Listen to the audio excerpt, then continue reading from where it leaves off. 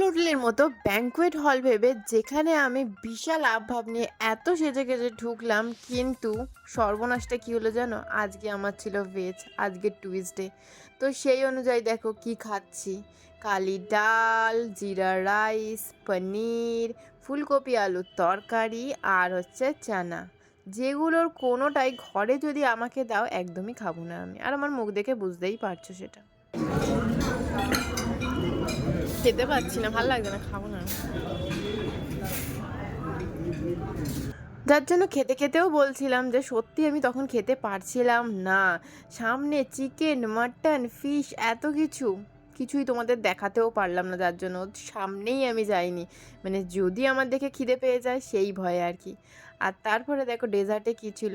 সত্যি বলতে কি এত কিছু ছিল তা নয়, কিন্তু ডেজার্টেও দেখেছো দুটো সন্দেশ আর একটু দই, আর কিছুই না।